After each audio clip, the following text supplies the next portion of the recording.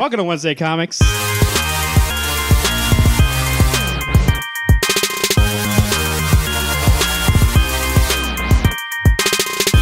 Brought to you by rootsoftheswampthing.com and SuperCon 2018 Return of the Con.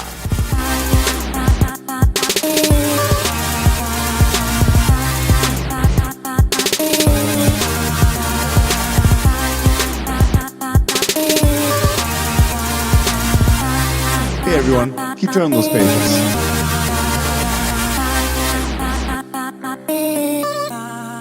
Welcome to Wednesday Comics. To my right, Bruce Wayne himself. Alex, how you doing? Hello everybody. And across from me, Clark Kent himself. Garrett, how you doing? Doing good. Jesus fuck, am I ever going to say your name without having to almost say his name? Every single time, even when you weren't here last week, if you listen, I go, Garrett, you don't even hear. I am Marvin, Senor Buzz Lightyear, right? You put on me in Spanish mode. This is Wednesday Comics podcast. We review comic books. We do a little feature. Sometimes talk about news. We will be talking about news. It is the week of 5/15/2019. That's midway through May, boys. In a couple of weeks here, we're halfway through the year. What does that feel like? 2020 next year. So this it's super speedy. I was even talking about it with my wife today. Can't believe we're almost through May. Almost through May. I mean, it doesn't help that our winter was longer than usual, so it feels like we're just getting started with the spring, and it's actually almost over, right? June is spring? Summer? Isn't it like June 21st, June 22nd? Usually it's the 21st. They call it the summer solstice. They sure do. My teachings are going far with you. I like it. Maybe we'll talk about a little solstice in an upcoming show. Possibly. We'll keep that on a DL. First off, up a little free talk. Breaking news as we're starting the podcast. A little Robert Pattinson cast as Bruce Wayne / the Batman and Matt Reeves the Batman. We were just right now talking about his filmography before we started the show. First off, he's 33 years old. Dude as old as I am. He's born May 13th, just had a birthday. Happy birthday to you 3 days ago, and now he's Batman. 1986, and I am December, so you know what? I'm Batman, I guess. His height, 6 feet 1 inch. Shorter than me. It doesn't say his weight, though, so I'm not sure. I guess he can bulk up. He has a lot. I mean, he needs to bulk up a lot. Yeah. Well, if it's like Batman when he's first starting out, he's a little loose. A little bit, but he's like 100 pounds loose. This is Robert Pattinson was in Remember Me, Water for Elephants. Remember Me, that's what it was. The Lost City of Z, and actually a movie I heard a lot of good stuff about. Haven't checked it out yet. Good Time, where he goes and tries to rescue his brother. Very violent movie, I heard, but I heard he's excellent in it. And also, obviously, the man is known for Twilight. Didn't show his full range because in those movies, actually, he's pretty great. And before that, we were talking about he was in Harry Potter. So Cedric the Entertainer. Cedric Bumble, what was his name? Cedric Bumblefuck? What was his name? Diggory. Oh, okay. So he's played Cedric Dickwad in Harry Potter, and I thought he was pretty good. I actually liked him in that movie pre-Twilight. So before I had a bias because he was in this movies that were horrible, I thought he was pretty great. So kind of excited. It's kind of unknown. You know, kind of when they cast Heath Ledger and people had a shit fit over that, and they're like, this guy is a romantic comedy kind of guy. Is he going to be able to play the Joker? And now they have Robert Pattinson, obviously. People know him from Twilight. They think he's a fucking vampire. I'm one of those guys. So it's like... But he is a great actor. I mean, if you see a lot of his works, yes, Twilight, his, like... I don't know. That was a paycheck. Yeah, So they put him on the but map. still, I mean, Yeah, he did made him a take it fucking very, star. very seriously. I mean... I think he tried to make it the best that he could. Yeah, right, exactly. That's what I'm saying. Oh, okay. I think I he's a thought good actor. No, I'm not tearing him down. I just think he needs to do with some hella... I mean, there's no spray-on abs that are going to save you this time. You got to bulk up, dude. Did he have spray on abs? Robert, you need to lift In this Twilight 300 movies, yeah, he pound. had, like spray-on abs. Well, I was just Frame of thinking that I don't really think that the issue with this movie is going to be whoever plays that character. Obviously, we get a good actor now. I think he's a good actor. But the writing and directing, Matt Reeves, as long as he stays on that project, he doesn't have interference from the higher ups at WB, I think it'll be a good movie. What did Reeves do before? The second Planet of the Apes movie and the third one, right? Mm-hmm. For the newest trilogy. The newest trilogy. Okay. He did Cloverfield. You ever see that? I did. He did the first Cloverfield? Yeah. Oh, really? Oh, cool. I don't know. Love that You movie. made me confused for a second because I was like, yeah, I'm I pretty thought sure. he J.J. did. Abrams did that, but he No, was he just wrote produced script, it. The right? fucking guy was doing Mission Impossible 3 at the time, I think. I'm pretty sure. He also did Let Me In. You ever see that movie? That's a vampire movie. No? Okay. Nope, I haven't seen that. And then he did another movie in between that. I forget what it is, though. But Matt So, Reeves. so he's got a good track record of actually putting out decent movies yeah, at least. yeah, he's a good director. I like him. A lot of people love his work with Planet of the Apes. Planet of the Is that Apes. like- What's the second one called? Dawn? I think so. Dawn of the Planet of the Apes, and then There's Rise, War. Dawn, and War. I've seen them all. Fantastic. I haven't seen the third one. I've seen the first two, and they were great. Yeah. only seen the first Guess one. what? There's a war, baby. What? Did I see that? Yeah, I saw the third one. We saw the second one. Who saw? Oh, I saw it with I Corey. didn't. Me and Corey. I saw it with my brother-in-law. Me and Corey went. That's why you guys do that weird fucking handshake Yep, all the that's what I was time. gonna say. That's how I remember because we do the handshake where it's like we give permission. Yep, when we see each other. So, yeah, we'll see. I mean, it's supposed to be like when he's younger, when he's more of a detective. It's supposed to be Matt Reeves is like, there's never been a movie to show his detective side, so he wants to make a movie showing his detective side, which I think we've been talking about for a long time. It's one of the best things about Batman. Let's get a detective story here. So, I think we talked about it before, and let's talk about it briefly. Who do you think villain? Where do we go? Riddler?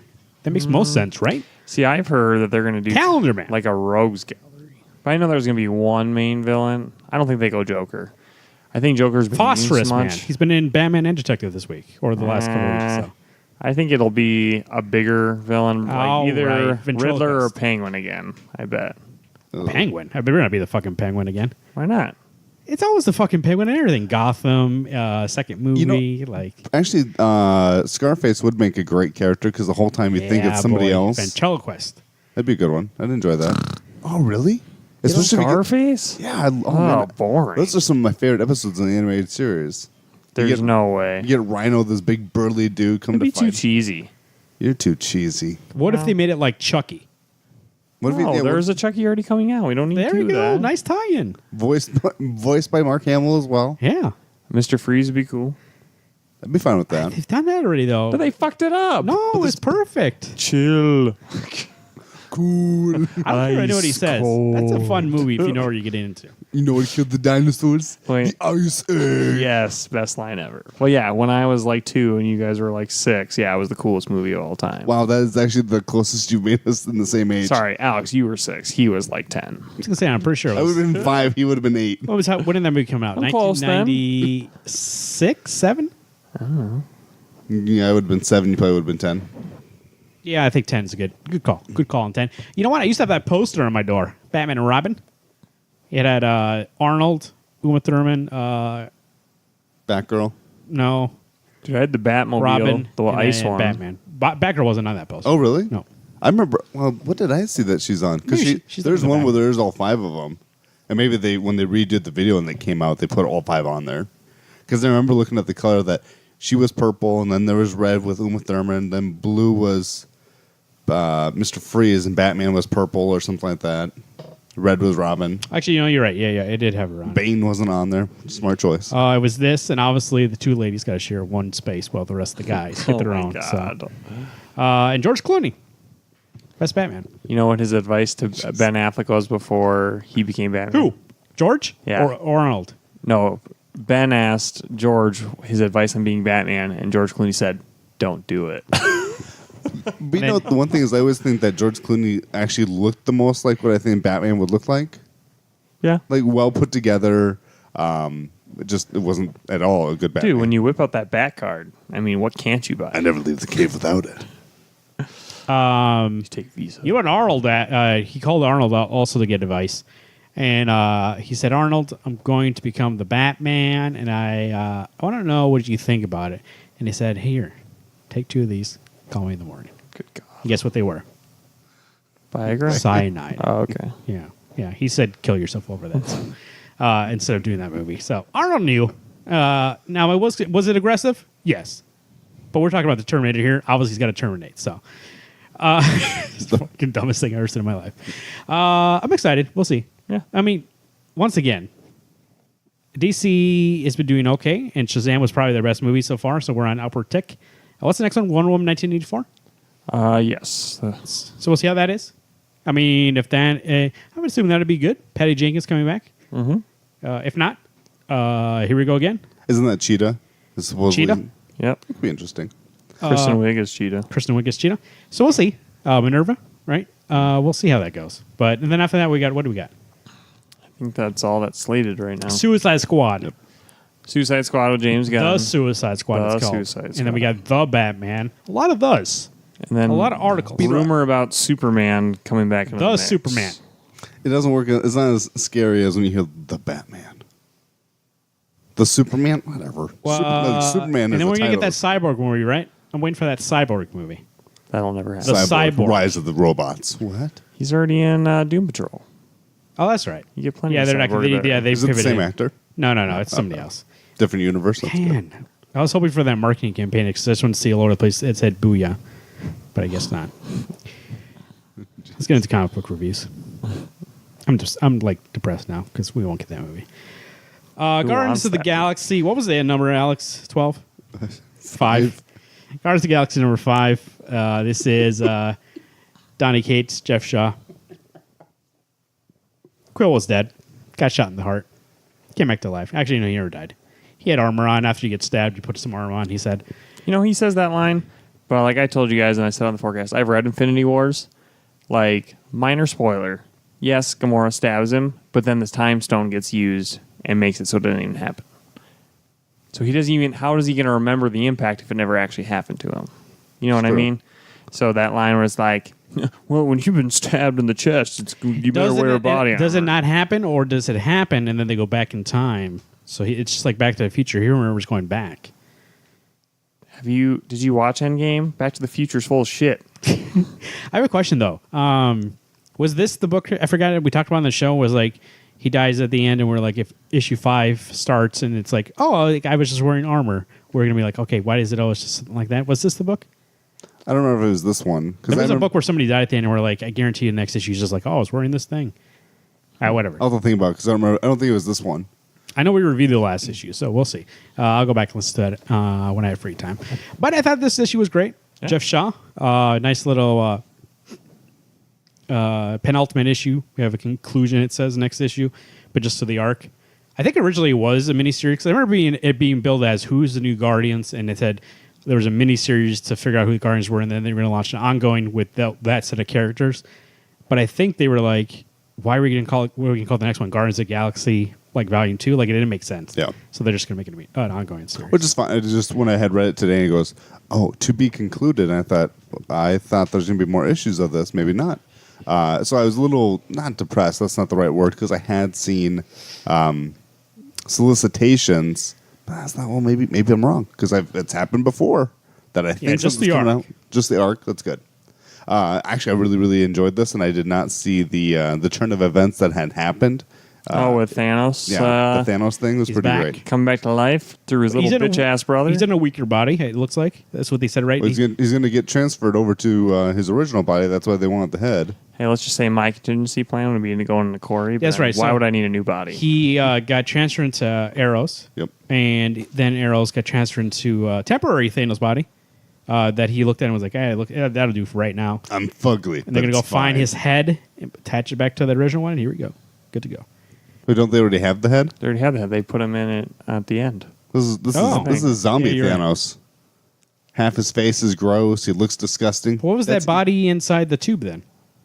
That was like a hologram. Oh, okay. I thought that was his body. Oh no. That was him paying homage. Going. So that's why he said he looks a little weaker. Well, I guess Yeah. if you have your head lopped off, yeah. It's fine. It'll heal. What does he have? A tape you think you put on to attach your head? I just assumed they were sewing it. Oh, okay. I'm sure Black Swan came over going, I'm not very good at this, but I thought maybe fix it." flex tape. I heard that keeps things out. Actually, Flex tape you it. should get Gorilla Glue. I see that commercial when they break stuff. It works really I great. didn't know it was like adhesive skin to skin. You know what? Thanos can make it I don't happen. think you're hearing me. Flex tape. I saw the guy. He cut some holes in a boat, put flex tape on it. It could float again. So I just thought you I'll show said you just that cases like Adam's apple dropped a little bit. overall, it's a fun issue. I want to see the end to this, and which is what you need out of an arc is to want to see the conclusion rather than be like, oh well, it was good at the beginning. I think this one is still good. The question is, who's the final Guardians? You think of this team? I don't know. I don't know how to gauge that. Veteran Bill? One, who beat the shit out of everyone? Wasn't it Arrows that beat the crap out of everybody of the other Guardians team? Well, yeah, but that was him, Hela, Nebula. Oh, that's right. There was like, it was a gang brawl, basically. Okay. They're just more powerful. Well, they left Gamora alive, so I'm assuming Gamora would come back. And Groot's still going to be captain. Peter Quill's going to be the drunk of the ship.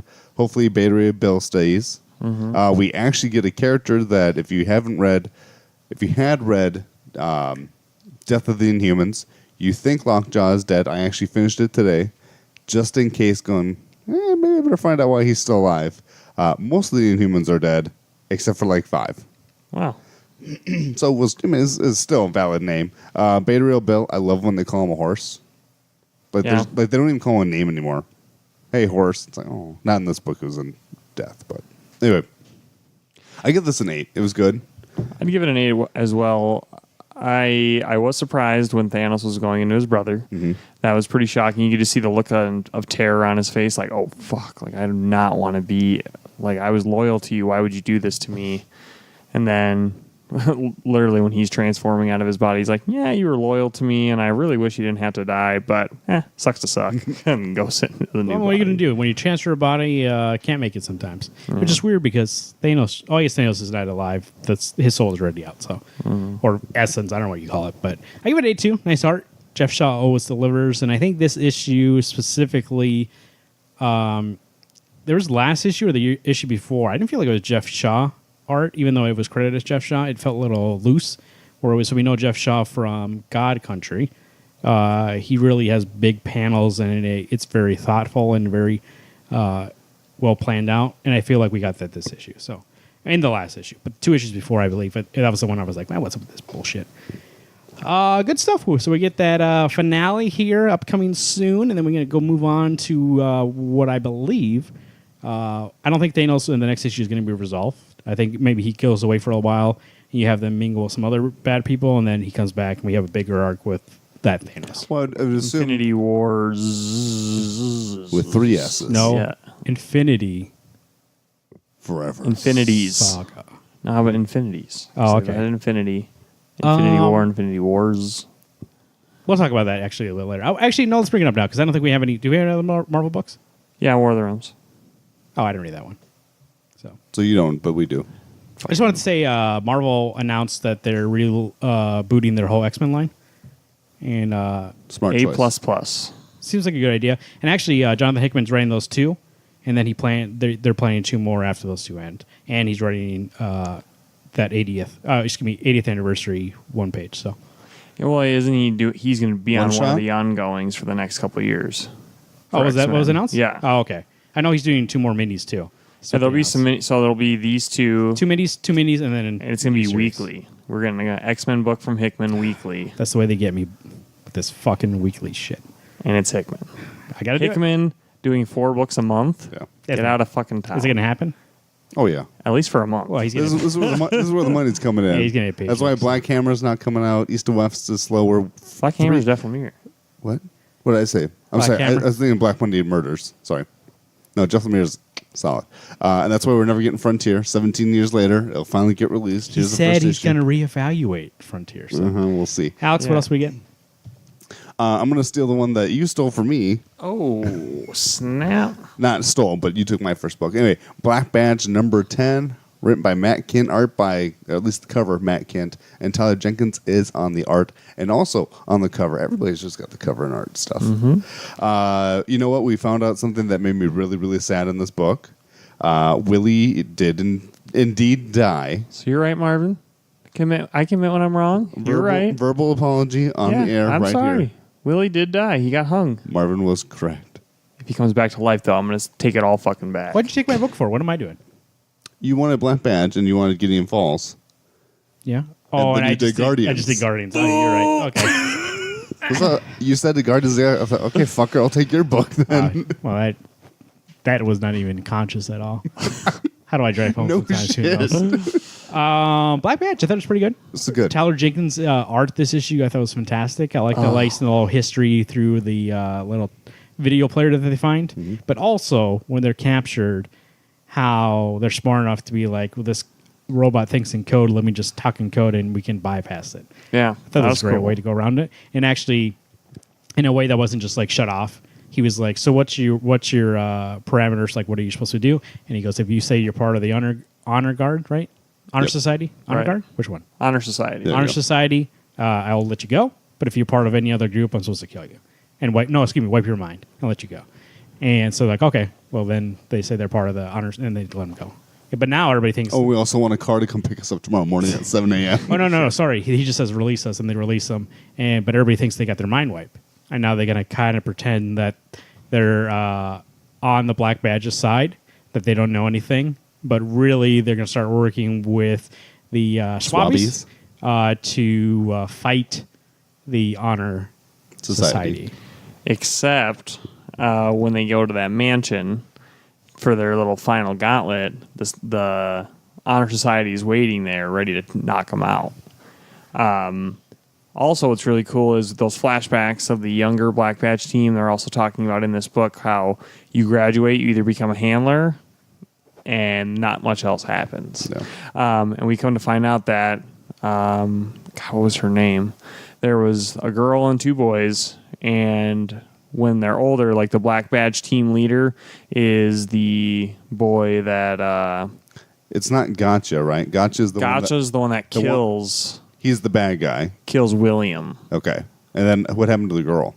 We don't know She yet. also dies because of something. Okay. They mentions like you're the one that killed her. Okay. Her name starts with an H. I can't remember what it is. But I thought that was really cool that we've been reading the last couple issues about this team from the past, and come to find out that like they did become the leaders of Black Badge, or at least William did, and then he's the one that gave them the information On how to talk on to... talk code to the robot and whatnot and get him out of the situation. So that was pretty cool.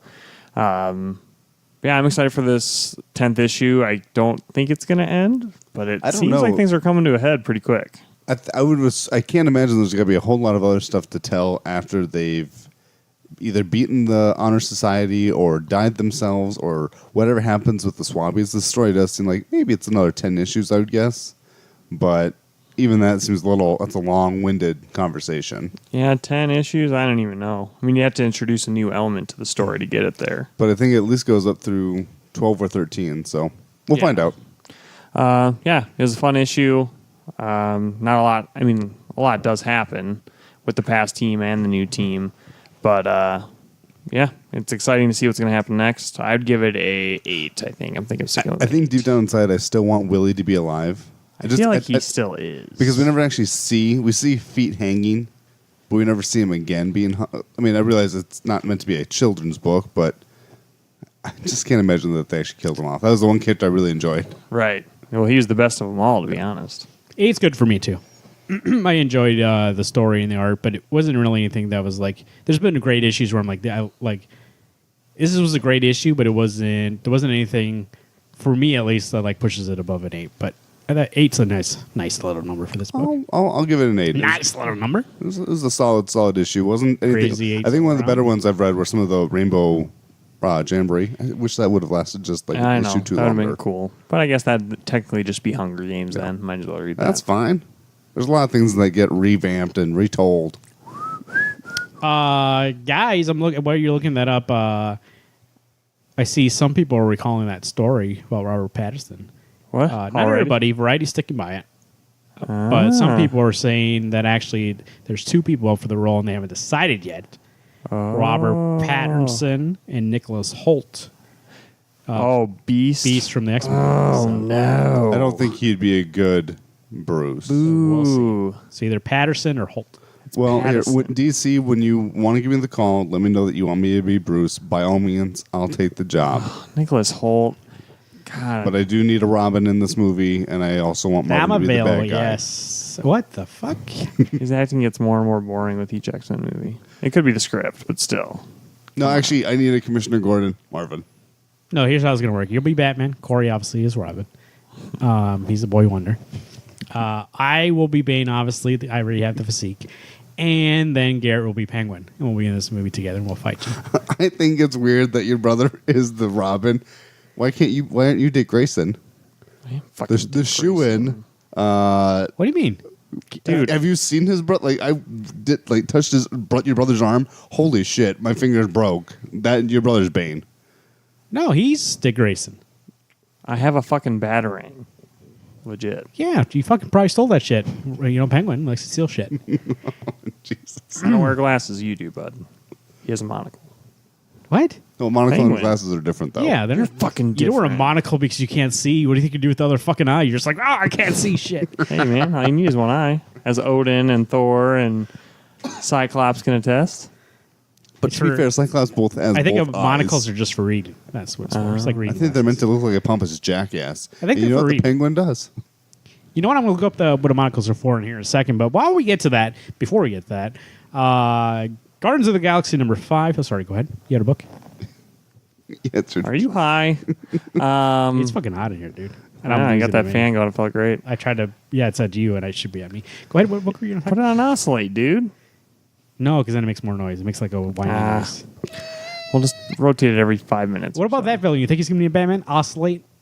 Go ahead. What the fuck? What's an oscillate? For the record, none of us, I don't know if he drank or not. No, I'm drinking some Pepsi. Mixed with rum. And a nice turkey sandwich before you showed up. Turkey and Swiss. Maybe that turkey wasn't healthy. Maybe it was like 2 days old and it's starting to get a little. Well, it was walking by and I just wringed his neck out and took a bunch out of its guts and ate it. That's pretty good. Did you cook it at least above room temperature? You got to cook it? Yeah. I like cold turkey. I told you that's why I got to be vain. Anyway, God. what'd you get? Next, we have Farmhand number 8, written and drawn by Rob Guillory. This was one of the strongest issues we've had. Oh, I in a while. agree. And this It was whole terrifying. This whole second arc has been spectacular. I am almost. I mean, obviously, Arc 1 had a lot happen and a lot of build up. But I think, did you read the letters column at the end? I know you don't do that sometimes. But Rob Guillory said that that's the best part about this. Is Season 1 was all about building this world up. Season 2 is just making weird shit happen. It's and solid. it 100% has already gotten there. So we meet the last issue. The last page you see. What did we find out to be the first patient that Jed ever dealt with? And the book opens with just black panels and words going, I'm blind. And he talked to the doctor, and Jed walks in and goes, well, I'm here to help you. And The guy is like a skeptic, and then he's like, I'll do it for free. Like, it's going to change your life, whatever. He's like, well, fuck yeah. Why would I not do that? 100% guaranteed. Right. Does the thing where the plant attaches to his cortex. Yeah. Holy shit. That was same within the last issue when the noises happen, splurge, and you're like, Right. oh my gosh, what the hell is happening? Dude, could you imagine something like chomping on Even your his eyes? fucking, his nerve endings of his eyes? And so he can see again. Well, that's right away, but as we've seen with anyone that's been affected by Jedediah's plants, it starts out looking normal, with a hue of green, but then what do plants do? They grow. So in this case, this guy had eyeballs that looked fine, just like green corneas and whatnot, but then flowers started growing out of his eye sockets. And he's like, I can feel it itching inside my brain. Like, that's how he feels. He can feel the flowers and the vines of the flower just inside his head. And he can see things with the plants as his eyes. He can actually see something else. Like, so I don't know what it is that he sees inside of Zeke. So that's the thing, which got me like, oh, fuck. This guy can see Zeke, and inside Zeke's core, where his heart would be, is a green center. And I'm almost like, Heart what? surgery.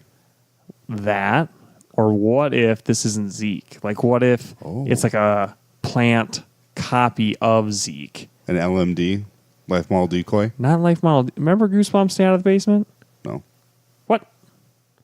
With the plant, with the dad, he become like a plant copies the dad and then pretends to be human? Well, but I'm just saying. It's the yes. Life model decoy. That's robots, dude. Get out of here. It's fine. Whatever. It's a clone. It's not a clone. It's not genetic. But anyways, how terrifying is that? Like, that even just sent a shiver down my spine right now. Like, that Zeke's. I didn't think about It's that. a carbon wasn't copy him. of Zeke. Yeah, I hadn't thought that it wasn't him. I thought it was. But it could also be just the heart is there and then it's like growing out of him eventually. What if that is he's the host of how Jedediah got his stuff? Like he was the DNA that was used to begin with to make this. Oh. And it Zeke, could be. This book is great. It is. There's like a lot of lore in it that you wouldn't expect. You think it's just all surface horror and comedy, and it's not really. We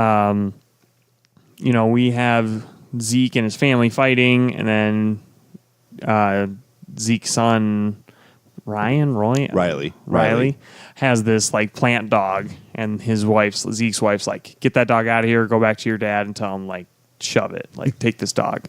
And he goes there, and that's how he gets in contact with the blind man with the flower eyes.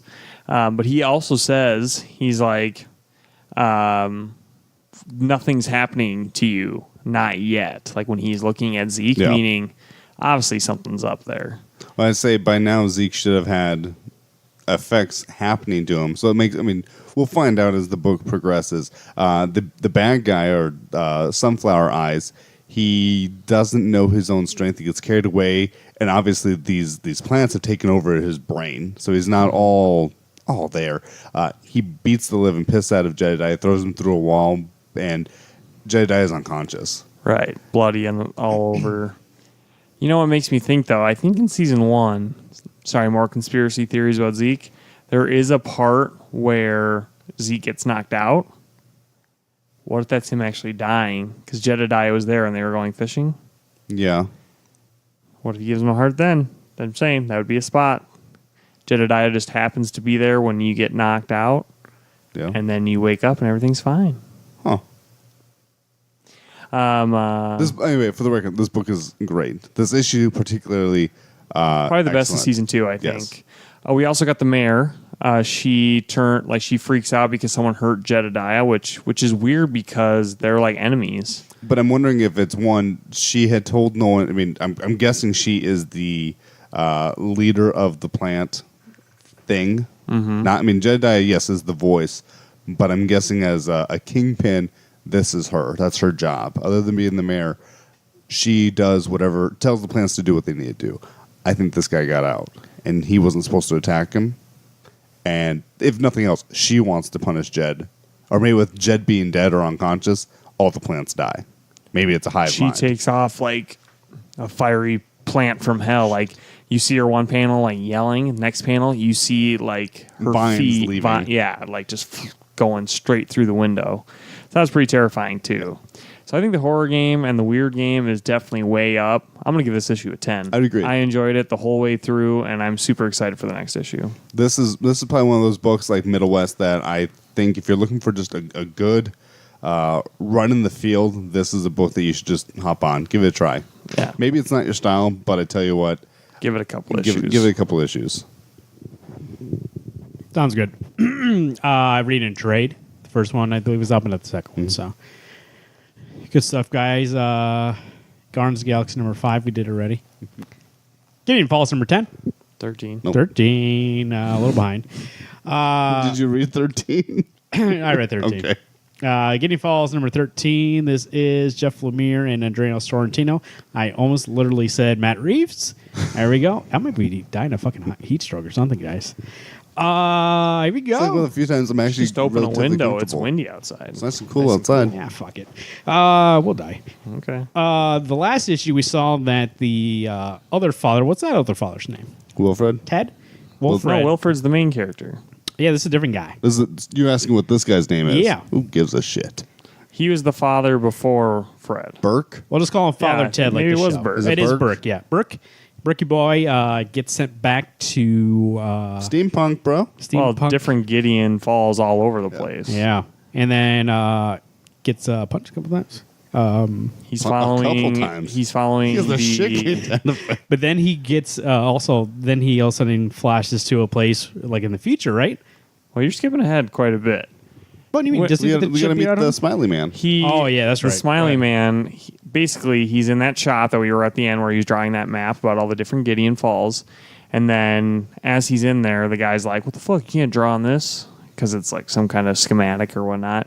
And then he hears a wailing scream, and then Father Burke literally goes from dead body to dead body to dead body, chasing after Norton Sinclair, the serial killer, until he comes upon this girl going down in this dark tunnel, and she's like crazy, like she's like huge grin on her face, and she's like his smile, just like ugh. And and then goes down that hole and runs right into Norton Sinclair. Like turns around, yeah, you see that fucking grin, like it's in that Marvin's fucking closet over there. I tell you what, that really could be one of the scariest things. Marvin, that's what you need to be for Halloween next year, is the smiling man. You should. That'd be good. We'll get you. Probably could get some red glow in the dark and just make it go like. Oh, Up your mouth. dude, little your mouth. dots. Oh, fuck, Gotta scary. be terrifying. Carry out in a little black barn door. Is this scary? Is this how he does it?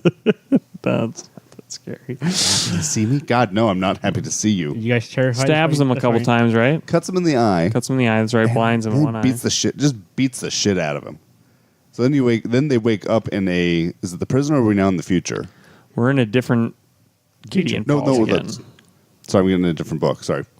Different Gideon Falls where there's this like they're in a jail together. Norton's in one cell, Father Burke's in another cell, but this seems like a Gideon Falls. It's like a sentient Gideon Falls where they have it's like in the future. I think religion's banned, right? Because they don't like him wearing the Right. father thing.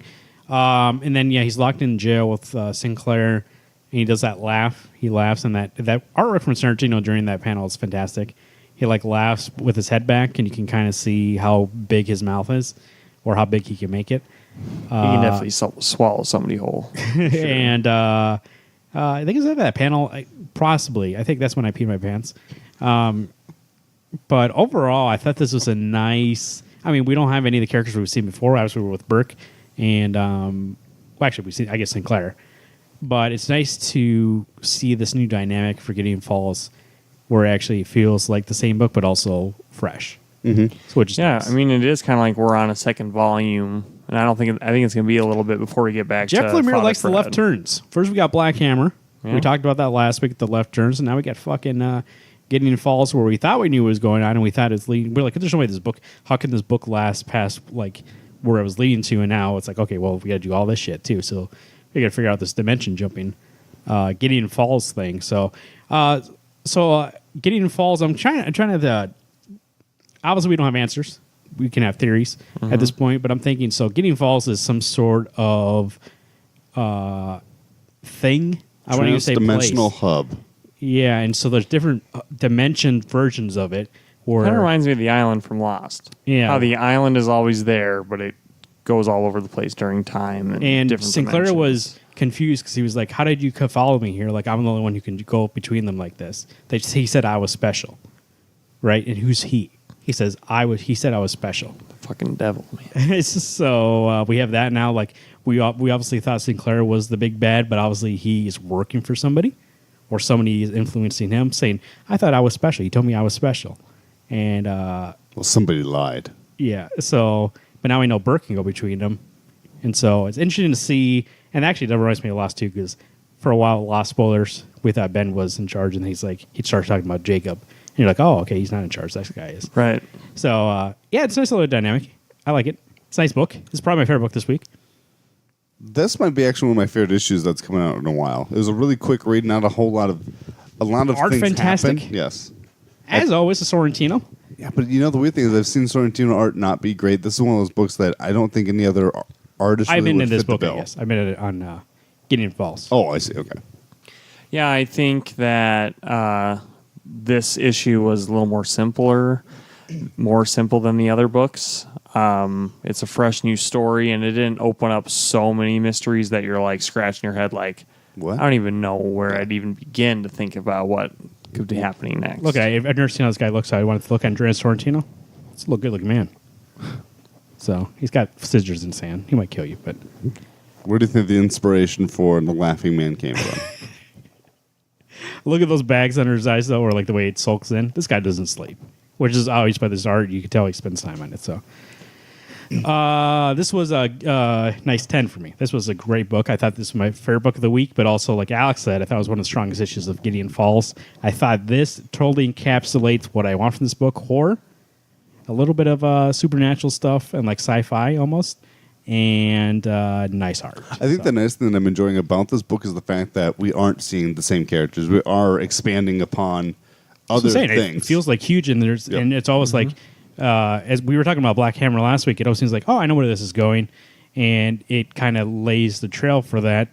But then it takes a left turn a logical left turn. You're not like, oh, that you just made that up the last second to make a left turn. That's how this book feels too, and it feels like it also keeps me on my toes that way. And we talked about how this book makes you feel anxious in that way. So not only because of the plot, but because of the villains, I'll say in this book, very anxiety-inducing book. So I give it 10. This was an excellent Falls. issue. I would probably give it a 9. It still feels like it's the beginning of the arc for me. It wasn't a perfect issue. I thought just because, again, I'm trying to figure out the grand story while reading this, and that part's still escaping me. I don't know a lot about Father Burke. I don't know a lot about North Sinclair, even though he's been in every single issue in different variations. So there's still a lot of questions I have, and I know that's part of the reason of the book, but it didn't leave me with like a satisfied, like, this is the best thing I've ever read. It just made me feel like I'm interested to see where the story goes next. Still surprised that every issue they can find a way to make a face on that cover. Yeah. Still happening. It's the best. We'll see. That's actually probably one of my favorite things about this book are the covers. Gideon Falls 13. We might be on Gideon Falls 27. Still making faces. Respect. Alex, what else do we get? Garrett's favorite book of the week.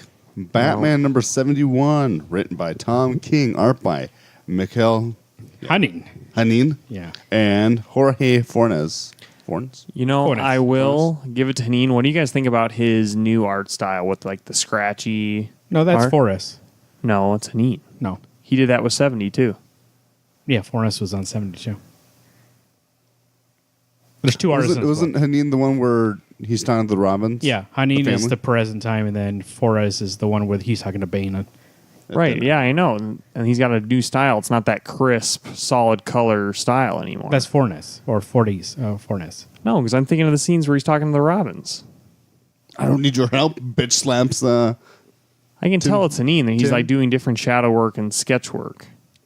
I know there's another artist on this book. Talk about the book. I'm going to pull it up here. I actually like I like both arts were fine, but I'm gonna steal your thunder, Garrett. This did feel like Nightmares. A punch in the face. Kinda. Okay, so 70. I know we're not talking about it, but 70 was amazing. Best issue in the last 15 issues, by far. Since 50, yeah. No, well, that Lee Weeks one I did enjoy, but anyway, that aside from that, this book I want to get back on track, and I thought by now we were going to be on track to Bruce fighting Bane's henchmen, Gotham Girl, his father, whomever else is on this crew of badasses. And all I really got this issue was I loved Catwoman. I don't need you to tell me what I already know. And I didn't call you guys here for you guys to give me intervention. I just came here for you guys to help me fight these guys. See, which I think is a huge step backward, because if you read 69 and 70, Batman got through the nightmares and said, hey, I realized that you were drugging me up. Now this is me coming back to take my city back from you and take care of business. Yes, I've been hurt by a lot of things, but that's my power as Batman, is I am that pain. So epic. No. And then you get to this and it's like, wait a sec. Maybe I'm not that great. Catwoman left me. I don't know how to control my city. I'm like, what the fuck? Yeah. Why are we going backwards? And that's the most disappointing thing for me. I feel like this issue was created for Nightmares, and it just didn't fit in structurally, and they had to fit it in somewhere. Which is so unfortunate. And maybe who knows what the outcome will be 2 issues from now. Maybe this will all wrap up nicely. I don't think it will. I think it's going to leave a bad taste in my mouth, unfortunately. I want that badass Batman. Well, yeah, I know this Batman is supposed to be the more sensitive Batman, like we're in his head, but I think we did that the last 12 issues. Not saying that's a bad thing. We need to understand what Batman and Bruce is understanding, but I think we did, as a reader, through 69 and 70, understand that, hey, he's been through a lot, but Batman comes to realization like that helps me do what I do. So, yes, I'm afraid of loss, and I know that it's hard for me to experience love, but he knows what his mission is, and he goes for it, right? Yeah. But then, this issue, they were trying to tell 2 narratives. The Robins, he wants to go beat the fuck out of everyone in Arkham Asylum, and Bane breaks into his house, and Alfred's serving them food for some reason. And I tell you what, your favorite line from issue 9 was in this book. I know. 3 times. Right.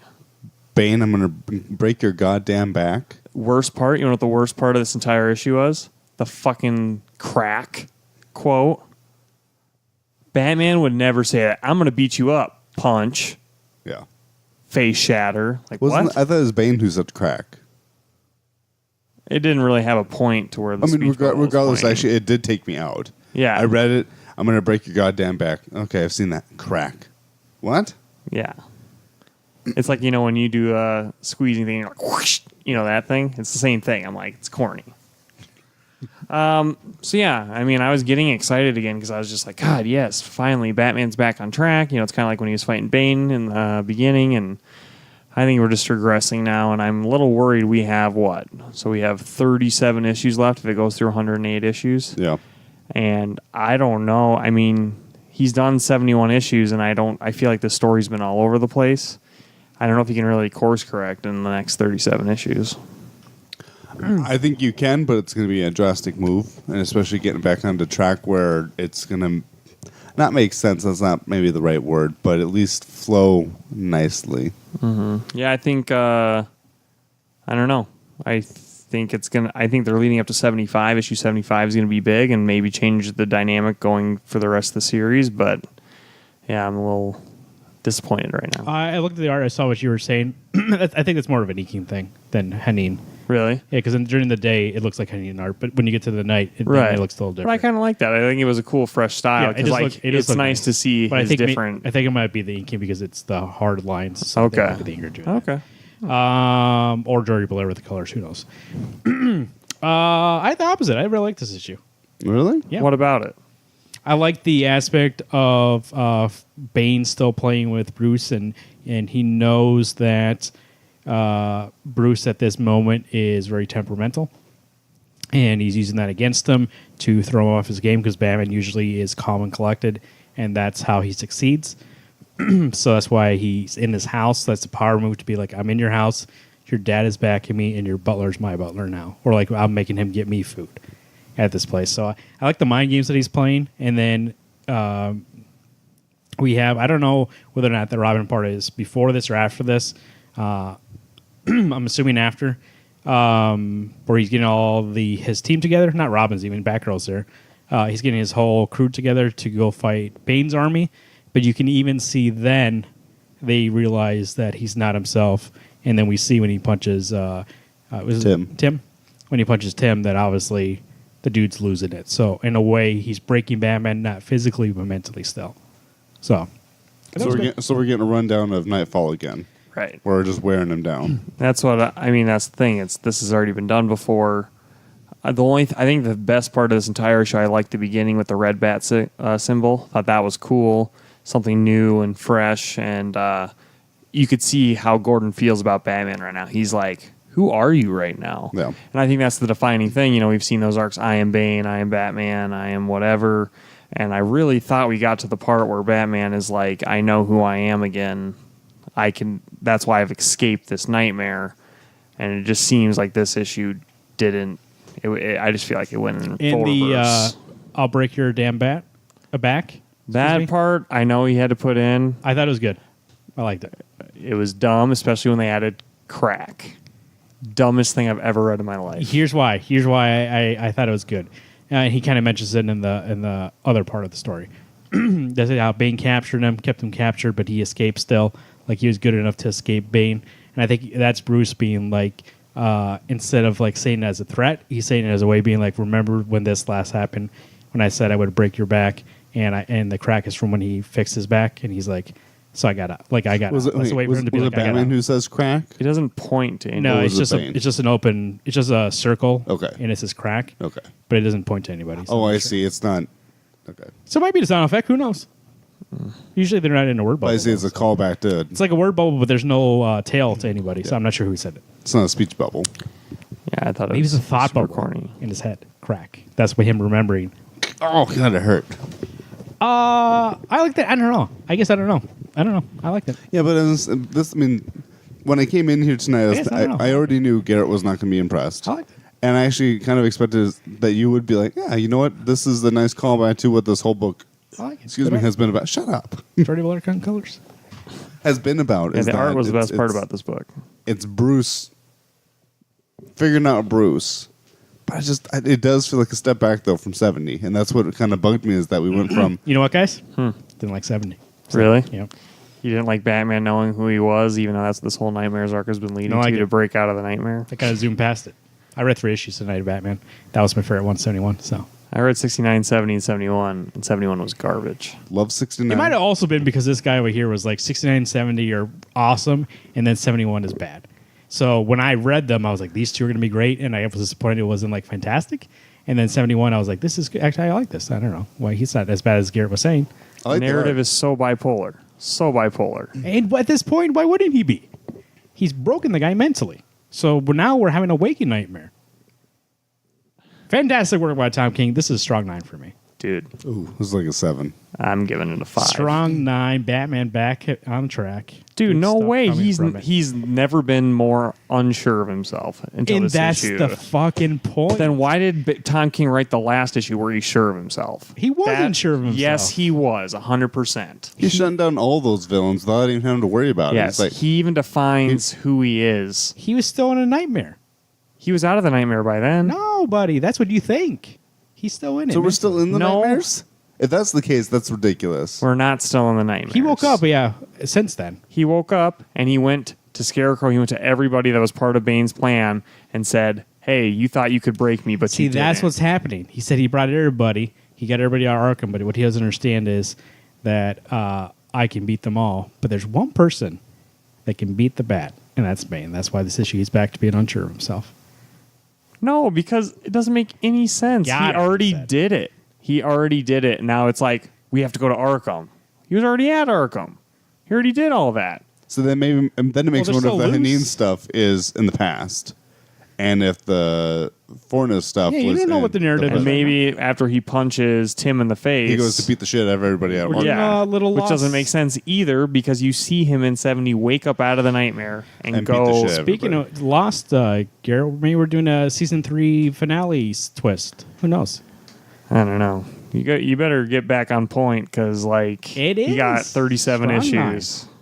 And I'm Dude, looking forward to it. Sinking ship. And maybe part for me is that maybe that's the excitement now.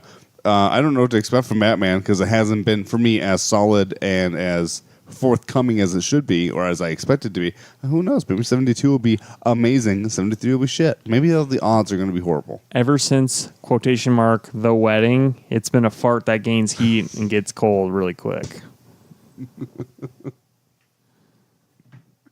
Oh, it's me next. Fantastic work by Tom. What did you guys give? Oh, Fantastically you gave it, horrible. I give it 9. You give it 7.5.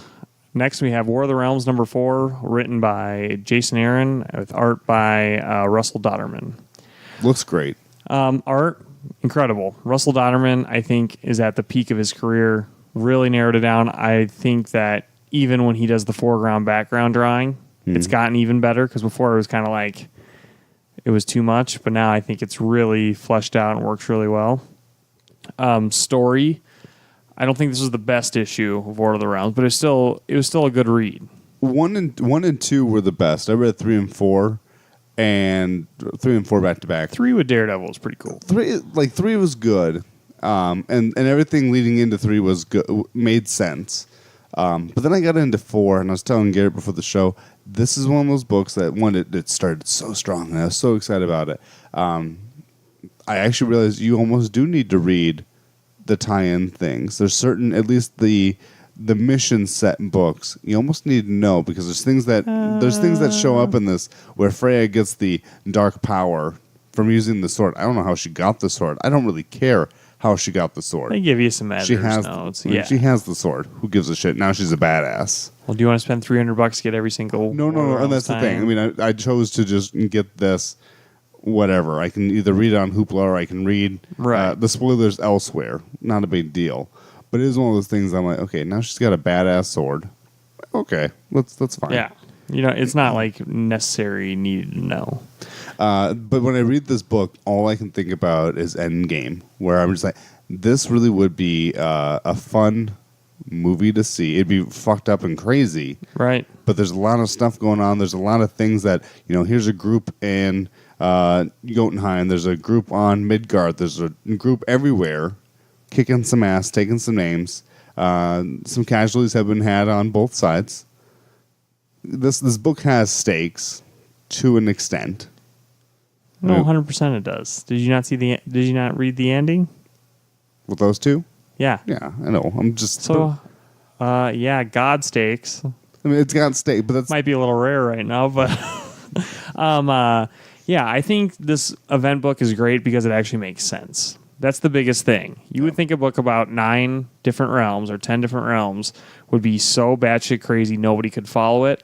But I think Jason Aaron is doing a great job of having everyone follow A, what each land is. He's got maps all over that book.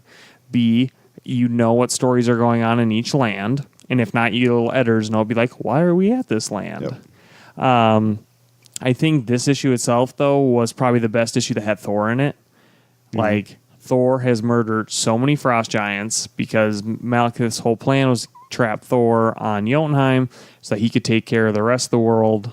And while he's doing that, Thor is so busy destroying frost giants left and right that when the Avengers finally get to him in that book, he's missing part of his arm. He's all bloody. He's in a berserker rage, according to Logan. Right. Logan's like, I know what this is like. And Thor just is like, give me some more damn frost giants to kill. And that part I was like, holy shit. And there's like thunder all over the place and lightning. And he's just literally covered in blue blood. Yeah. It was pretty graphic.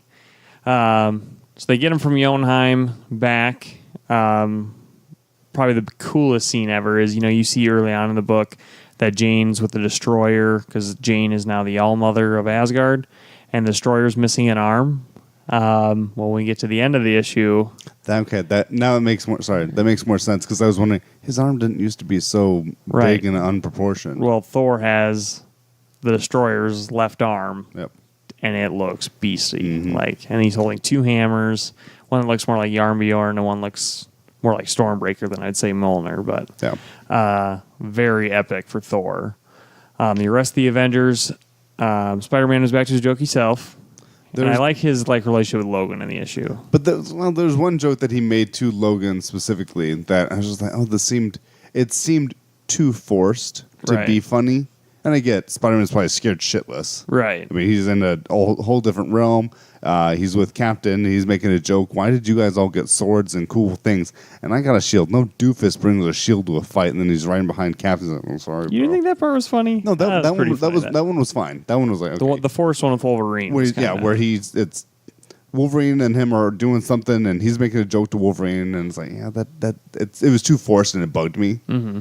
And even Wolverine seemed a little more spunky. I mean, I guess you can tell it's a different writing style for this Wolverine than when you get him in other ones. And maybe this Wolverine who came back from the dead is like, bro, I gotta enjoy life and make some jokes. Well, see, that's the thing too. Any new book with Wolverine in it still feels like an alien to me because I don't feel like we've had Justice bringing him back to life. We've had one good Justice, and it was an old man Logan. Right, and that's what I'm saying. Yeah. But this current Wolverine, he looks like an alien to me. I'm just like, doesn't really make sense why he's here, blah, blah, blah. But he does act similar to Wolverine, I mean, he does kill a lot of frost giants himself, and they go, how the hell are you killing these things with your little pokey sticks in your hands? Like, these are toothpicks to them. Of course, Wolverine's the best there is at what he does. Captain America looks very battle-worn from the frost giants. That looked awesome, and I love his winter outfit. Looks so cool with, like, the pullover Captain America jacket, kind of like Star-Lord's jacket. Yep. That was pretty sweet. And that final fight's we'll talk about the ending now. We'll give the spoiler. I mean, the Freya fight is great. She sends all the other Avengers who are on the Black Bifrost from Svartalheim. Svartalheim. Wherever the black elves are from.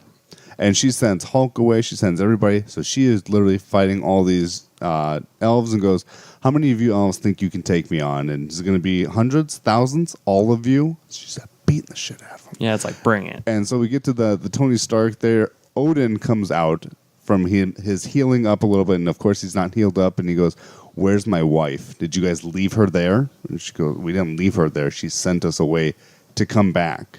And he goes, well, I'm gonna go help her. Well, no, you guys can't do that. No, you humans, mortals can't do it. I'm not mortal. And so obviously Tony Stark comes out, bro. Been working on some sweet shit. Yeah, and Shuri. Tony and Shuri. We're working on a new suit. What was it called? What? It was like the Iron Allfather. Yeah, Iron Allfather is what it was, and that was pretty cool. He gets in that new suit. It has one eye. It's got like red glow to it. I mean, Metal helmet. I mean, he looks like Odin if he was Iron Man.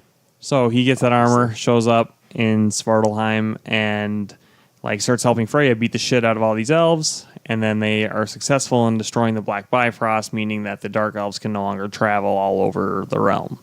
Only problem is, how much money do you think that suit cost to last a total of 10 minutes, maybe? Yeah, insane. It was cool, though. It was cool to see. It was one of those things, and you get this final fight between this husband and wife going, she goes, kiss me like you've never kissed me before, and I'm going to make it mean something. And she goes, in all of our time together, this is the first time you've turned me on.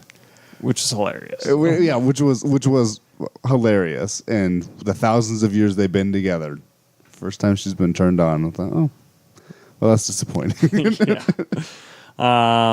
So I don't know if that lingering kiss is meant to be something in the future that we'll see, or if they're actually going to stay dead. Because they talked about going to Valhalla, but now we've also seen Jane go to Valhalla, and she didn't stay dead. Yeah, she's at the gates of Valhalla. I don't know. So we'll find out. This is one of those things. I have a hard time believing they may be dead for a while, And come back. but I can't imagine they're going to be dead forever. I would give this issue an 8. Wasn't my favorite War of the Realms, but it was interesting. Story was compelling, and Russell Dodderman's art, immaculate. I think I'd give it a 7. It was very, very good. This was not the strongest. Strongest is still probably number 1. I mean, that book really gave that entrance to shit's going to happen. The Venom stuff is interesting. Oh, yeah. So Forgot about that. Malekith is fighting Venom, and just does he stab him with the sword, or he uses magic to take He him does away? stab him. Okay. And then he imbues the power of Venom or the symbiote into a spear Right. that they chucked into Freya, right? Yep.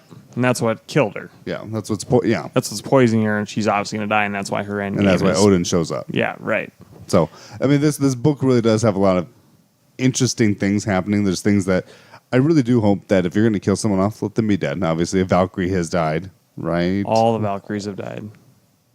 You're right. All the Valkyries are dead. I mean, this book is An epic. monumental. Yeah. Monumental. Jesus. Monumentable. Monumentable. It was great. What do you guys give it? I 7. gave it an 8. He gave it a 7. There we go. War of the Realms number 4. We had Guardians of the Galaxy number 5. Black Badge number 10. Getting Falls number 13. Farmhand number 8. And Batman number 71. So proud of you. You used your phone for that one. No, my head. Memory. Those comic books we got this week. Make sure you support the local comic book shops, or if you get them online, do that also. Whatever you like to do, once again, do you. This feature this week is a new thing we've never done before. A little game. I'm going to call it the Letterman, because it's based on a top 10 homage to David Letterman. Garrett, if you don't know who that is. I was a young child when he was on I used to watch David Letterman throughout 4 years of high school. Every single night he was on. So David Letterman, there we go. But probably also middle school. Not most likely high school though, for the most part, and college actually. So good time. Good like 8 years. Anyways, so here's what we're gonna do. We need your phones. So go ahead and pull up your Note app or somewhere where you can write something on your phones here, because the way this is going to work is I'm going to give you 10 titles, like actual single issues. And I'm going to give it to you randomly. And what we're doing is, I'm going to show you the top 10 selling titles of 2018, and you guys need to put them in order from 1 to 10. So what 1 they being the actually best. what they actually ranked last year. What was the number 1 selling comic last year? What was the number 10? I'm going to give you the titles, but you guys individually are going to rank them. So on your thing, when I give it to you, you can write the name of the issue and then put next to where you think it falls in that top 10. Okay. you will do it one at a time. We'll talk about it one at a time as we go, and then at the end, I'll give you a quick chance to make any adjustments if you want to. Let's say that. So am I telling you where I think it sits? Yeah. Okay. At first, you both will say it, and then at the end, you can readjust on your own separately, and then I'll go through it, and we'll see where you guys rank. You get 2 points for landing directly on it, and 1 point if you're 1 away. If you're 2 away, no points. Okay. So you can quickly fuck this up, or you can get some points. I can get 20 at most. Got it. Here we go, everybody. Where is... Oh, yeah, I saved it. Is this by issue or is this by title? Like as a book? These are issues. Specific issues? These are specific issues. Okay. Because you're going to see here, there are going to be some number ones. There's going to be some... There's one of them that actually is not a number one. So, actually, 1, 2, 3. Three of them that aren't. 4. Excuse me, 4. But otherwise, there's some are number one. So, just in a random order, I'm going to give it to you. The first one here, I'm going to give you... Once again, these are in a random order. So you put them where you think you had to put them. Amazing Spider-Man number 800. Where did that fall in the top 10 comics of 2018? Top selling, excuse me. Amazing Spider-Man number 800 from Marvel. Where do you think that fell in the top 10? Garrett, what did you put down? I'm thinking it was... I'd put it at... Amazing Spider-Man usually is pretty popular. I'll put it at 6. 6. Alex? I actually put it at 3. Put it at 3. Is that Dan Slott's last issue? Yes. Okay. No, it was 801. 801 was, 801 okay. was. So the penultimate to it, but it was the end of that arc, I believe, right? Yeah, 800 was the end. That was of when the Ray big Gunn arc. And then we got the 801 shaky was just cat. like a nice epilogue or something like that. So there we go. That was in the top 10 of last year. Obviously, it's the end of a big run. 10 years he's been on that book? Yep. I Something think like so. that. Some people wanted to pick it up. Here's the next one, guys. Venom number 1 from Marvel. Venom number 1 from Marvel. By the way, they're not called Marvel Comics anymore? Or at least as a conglomerate. Is that the right word? They're called Marvel Entertainment. I thought that was very strange. Where are you putting it at? Venom number 1. Alex, where are you putting it on the list? 6. Garrett? 4. Put it at 4. I remember it being very popular.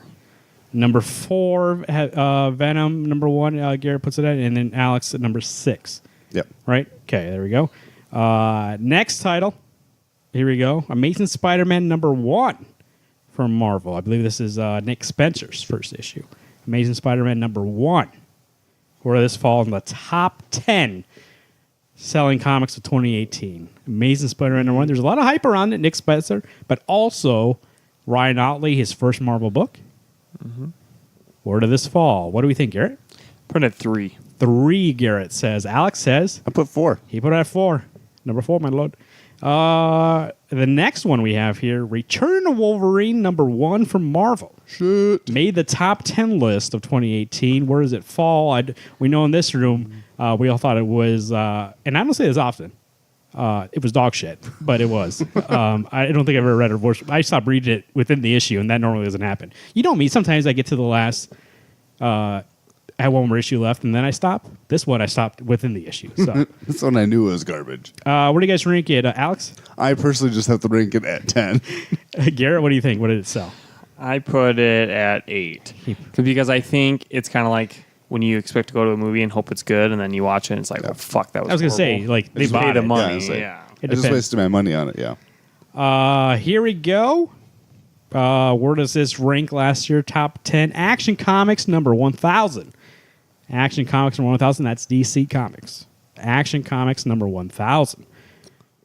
Was that a bunch of people did that book, right? Bendis and okay, that was that one, right? Because Bendis just did Action Comics 1001. Correct. That was his start. Okay. Official start with the whole issue says yes. There you go. Action Comics number 1,000. Who went first last time? Al did. Al. What do you think it ranks? I'm putting it at 2. 2. Me too. Number 2. I agree. I mean, it was pretty 33.3. popular. It was pretty popular. You stupids. Here we go. Amazing Spider-Man number 799 from Marvel was in the top 10 last year. 799. Where does that rank in your top 10? We got to think what 799 was. Second to last issue. Yeah, there. I know. Okay, I got it. One, I got to remember what numbers I put down. was gonna say, put them next to it. You don't make any changes right now. Nope. But we will make changes. You'll get one chance to make changes at the end. And I don't mean you can just change one. You can change them all if you wanted to. But Right now, we're telling you is what they we're are. locking them in, and then I'll unlock it for a little bit. And you guys can mess around, and then we'll lock it back up again. Garrett, what do we? No, Alex, where do we put that one? I put 5. 5. What do you think, Garrett? I put 9. 9. He says $7.99. Well, how about this one, guys? Amazing Spider-Man $7.98 was also in the top 10 last year. So we got 98, 99, and 800 on that list. $7.98. Where was that? Good year for Dan Slott, I'll tell you that much. It's true. 3 books in the top 10. Good one for Spider-Man. Spider-Man said 4 out of these 8. Yeah, even Nick Spencer. 7. I mean, that just proves it right there. And they say it all the time. Marvel says that Spider-Man's the number 1 character. That proves it right there. Fucking 4 books in the top 10. I give it about a 10. And then even like Venom is like a spin-off of Spider-Man. That's even in the top 10. So what did you have it, Garrett? 10. 10. I did Alex? 7. 7. Okay.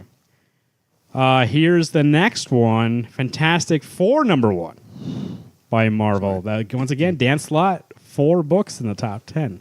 Fantastic Four #1. That's Dan Slott and Sarah Pacelli. That was Fantastic Four's been gone a while. They come back, and we get Dan Slott on the book. Now, the thing is, they've been gone for a while, right? They bring him back, but then we got Dan Slott on the book. People don't know what to think. Even in this room, we were kind of like, well, we hope it's good. So we tried it out because we've been missing the Fantastic Four, but also we're kind of... Was this number 1? Issue 1? Issue 1, Okay. Yep. Do I have 2 left, right? 2 books to see? Yep. Okay. What did you rank I it at? put 1. You put it at number 1. What did you put it, Garrett? 7. 7. That's a big jump. You can take us number 1, Alex, and Garrett number 7. Mm-hmm. All right, well, here's another book. We'll see what these last 2 books are. Last 2 books here. Batman Who Laughs #1 from DC. The Batman Who Laughs #1. That was that Jock and Scott Snyder, right? Yep. That spin-off of Metal. Metal's not even in the top 10. That's probably okay. But Batman Who Laughs is. A lot of hype behind that, right? We got Scott Snyder and Jock teaming up again. A little delay in their Witches run. So we got to get it where we get it. And Batman Who Laughs came out. Did that finish? Batman Who Laughs? Nope. So Still Got going. one more issue. It goes till 7 now. Now 7. Jesus. issue #1. Garrett, what do we think? Where did that land in the top 10? I put it as 5. 5. He puts it as number 5, right in the middle. Alex, what do we think? 8. 8. He puts it number 8. The final book on the list that we have, the top 10 selling books of 2018, according to Diamond Distributing. Batman number 50 from DC. Batman number 50, The Wedding. The Wedding. Well, all I have left is a slot as number 1, but it's not going to be number 1. So you have to put it there. But in a second here, I'll get you a chance to slot them somewhere else. But so you put it in number 1, Alex. Where you put it in it? What do you have left? Mine's number 9. Number 9. He's putting it back at number 9. That's what is left. I'm guessing there's going to be some shuffling being done here. Now that you know the full spectrum of what was in the top 10. But just let's do a little quick examination of that top 10. Marvel with 1, 2, 3, 4, 5, 6, 7 books. DC with 1, 2, 3 books. And no other publisher in the top 10. No, that makes me sad. Whoever Saga 54. I don't know. I don't think Saga sells like super well. I think it sells better in trades. I believe that. Because if you guys want at the end of this game, there's a top 10 selling trades of last year. I'll show you what those are. And I think you see more of the Image Comics in the trades. But Okay. there we go. I'll give you a little second here. You guys can go ahead and rearrange them. And then I will start for number 10 and go to number 1 and let you know what they are. And you guys will tell me how many points you got from that one. So, guys, you go out there, you buy comics. As we see here, a lot of number 1s, a lot of milestones. That's what sells. It'd be amazing one day to see maybe just like Incredible Hulk number 17, like some random issue, right? But I guess, starting things, obviously it makes sense. Number 1s, 50 makes sense. That was a wedding. 1,000, that's a milestone. I think this was based on units and not money. So even though 1,000 was more money, doesn't mean that it sold more units. Batman Who Laughs, that one surprised me, actually. Fantastic Four, that makes sense. Venom also surprised me. But I guess Donny Cates was on a hot streak. He was out with Venom, and everybody jumped on board. But Batman Who Laughs, that's the one that surprised me. I guess not. Chuck and Scott are pretty big names.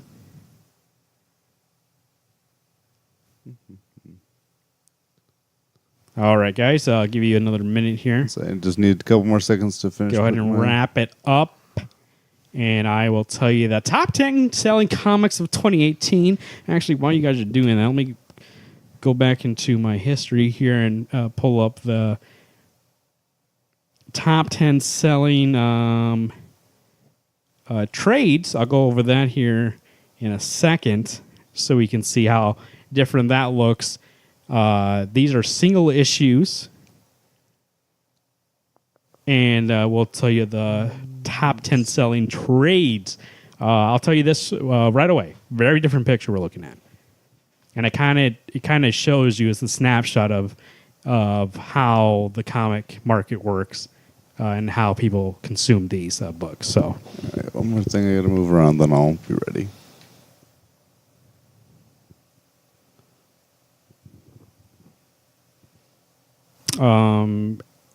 Let me get this out of the way here so we can save some time at the end. We're Wednesday Comic 605 at gmail.com. Go ahead and send us an email. Let us know out of this top 10, what was your favorite out of the top 10? Let me know out of these top 10 issues, which one was your favorite?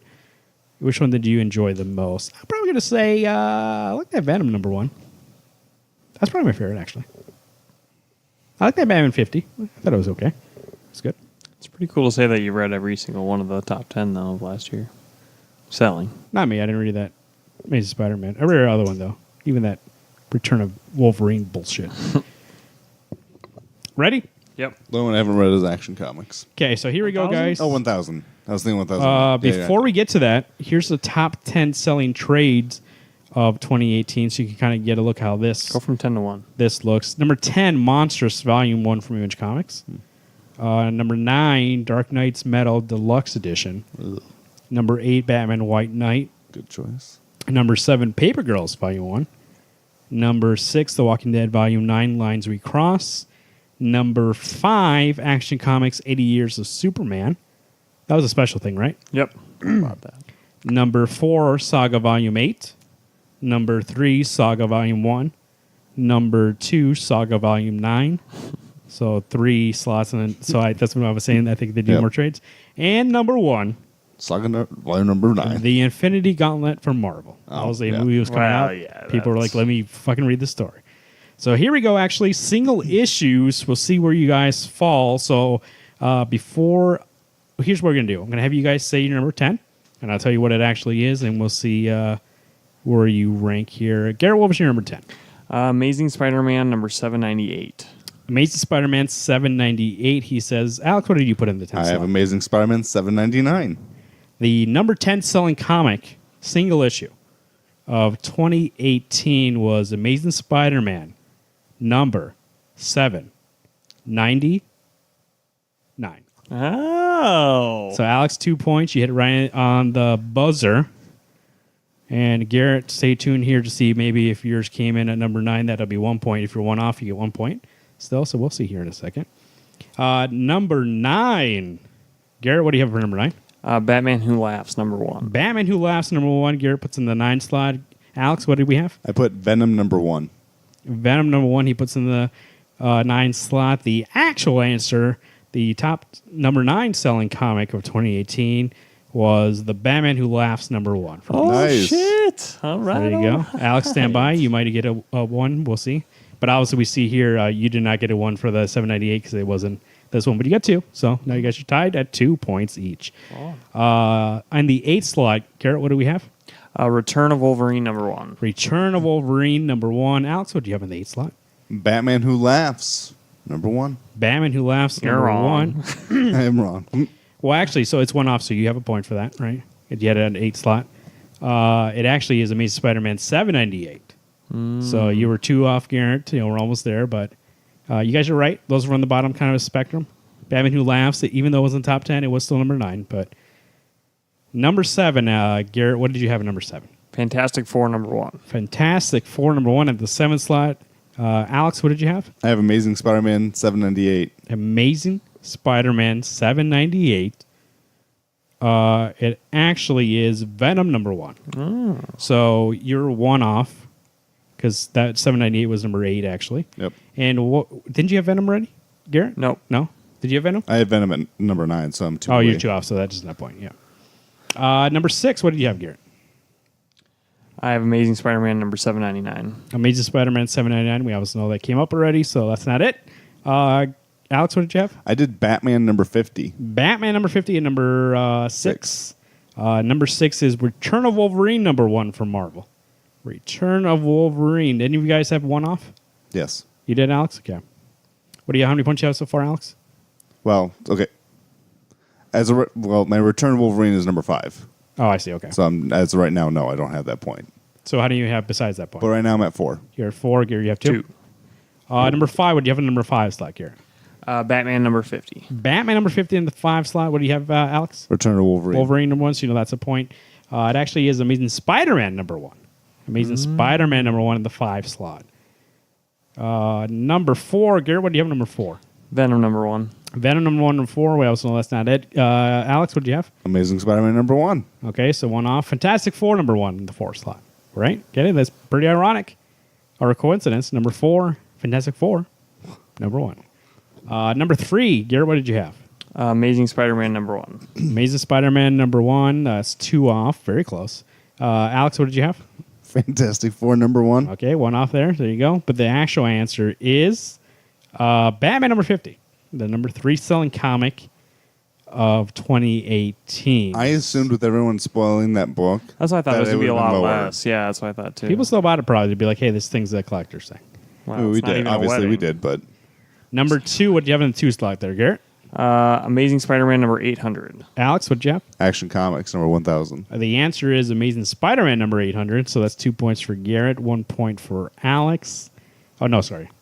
I mentioned you have it at 1. It'd still be Number 1, what do you have, Garrett? Action Comics number 1000. And Alex? Amazing Spider-Man Spider-Man 800. 800. It is Action Comics number 1000. See, I feel like there was a lot of publicity for Action Comics 1000, and then Detective Comics 1000 came, like they started Yeah, not promoting even like the a top month. 10. Yeah. Well, I guess that came out in 2019. Yeah. So we'll but see if it's on I that don't list. think it's going to make as But much as Amazing, Action yeah. I Comics. think I feel like Amazing was like on the news and stuff like that. And Detective, they're just like, oh, yeah, whatever. Yeah. Well, I guess Action Comics was the start of their whole thing. Yeah. So Right. there is a little bit more than just Superman. But also, I feel like Detective was the start of them in their cash cow called Batman. So, Yeah. I mean, it is the book that sells the most for them. Which is a surprise. Batman 50 is the only one on there. No other one? Because Batman usually is their top seller. But it looks like Marvel kind of beat him with that Spider-Man. Well, Batman Who Laughs. That's Batman. Yeah, yes. Yeah. But one thing is No that Detective on there. depending on where you are in that realm of stuff, I don't know. There's some really good issues though. In like 34 and 35, I think we're in 2018. But it just goes to So. prove that if you have 50 and you have a lot of number 1s, the only one that's kind of different is 798 to 799 Spider-Man. It's like leading up to the end. So that's surprising to me that somebody got like that whole arc, at least the last part of the arc. But I think Yeah. the 798 was the beginning of Red Goblin. It wasn't the beginning. No way. That was like 5 issues. Oh, really? Yeah. So that's what I mean. It's like half an arc. That's why it surprises me. And maybe they just want to get the run up to get 800 to be like, hey, what's going on here? So they went back a couple of issues. But the other ones make sense. Number 1 issues, number 50, and 1000. But the 798.99, that surprised me. Or Return of all these characters. Yeah, So, Alex, how many points do you have? 9. Garrett? I had 6. There you go. We'll continue to play that game with probably some monthly charts. I thought it'd be a nice game in the future. So, and then when we hit 2019, we'll do the year 2019. So there we go. Comic Cell, Start boys. studying those lists. Comic Cell, WednesdayComics605@gmail.com. Go ahead and send us an email, or if you're on the tweet box, they call it at Wednesday Comics. That's us. At Garrett2188. That's Garrett. At Alex Mastrello. That's Alex Mastrello. At Marvin_Saguero. That's Marvin_Saguero. Make sure you go to our Facebook page / Wednesday Comics Podcast. Make sure to like the page and share it with your friends. Make sure also to subscribe to the show. Google Play, Stitcher Radio, Spotify, Apple Podcasts, Google Podcasts. Did I say Google Play at the beginning? I meant Google Podcasts. Share that also with your friends. And if you have it on Spotify or any of the other ones, make sure you add it to a list or like it. It does help a lot. So, and if you're on iTunes, go ahead and give us a rating. It does help a lot too. We have a book club, Garrett. Wednesday Comics League of Extraordinary Gentle People proudly presents Marvels, written by Kurt Busiek with art by Alex Ross. Oh, that's right. I'm excited for that. For some reason, I keep forgetting what book we have. And that should be the week of July 4th, right? Mm-hmm. So, okay. So go ahead and send in your voicemail, 605-215-1849. And emails, however you want to contact us. Any of those avenues in which I provided to you already is an avenue you can come to us with your feedback on Marvels by Alex Ross and Kurt Busiek. I think it's going to be fun. I love that book, and I'm excited to see you guys read that book. Yeah, I haven't read it yet. Me neither. Kurt's one of my favorite writers of all time. I think I like Grant Morrison because I like the way that his mind is unhinged and he can do whatever, and I never know what to expect.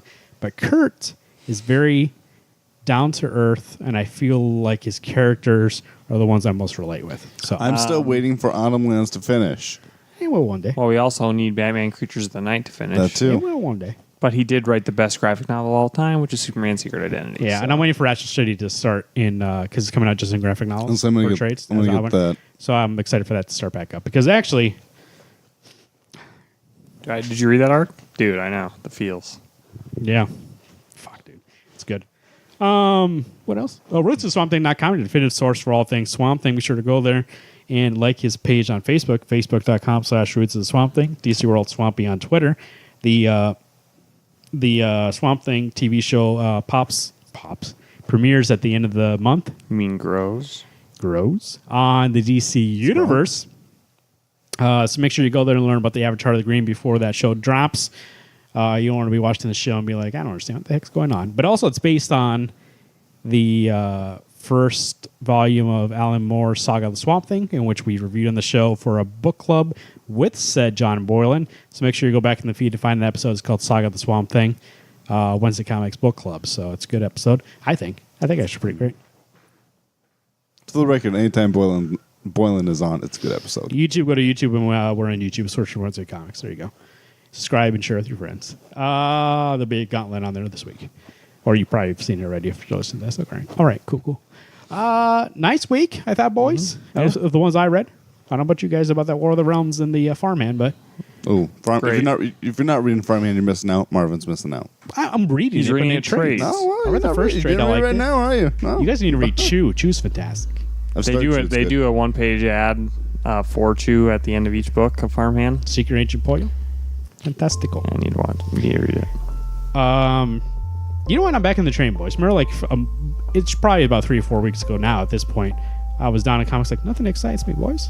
The comic books, Wait until next they're all week. shit. The last 3 weeks I thought have been great. So. Yeah. Well, next week I have like one book. So yeah, obviously. Right. Not excited, are you? It's catch-up week. Yeah, that man can go read that Marvels next week. Ooh. Read that, get ahead of the game.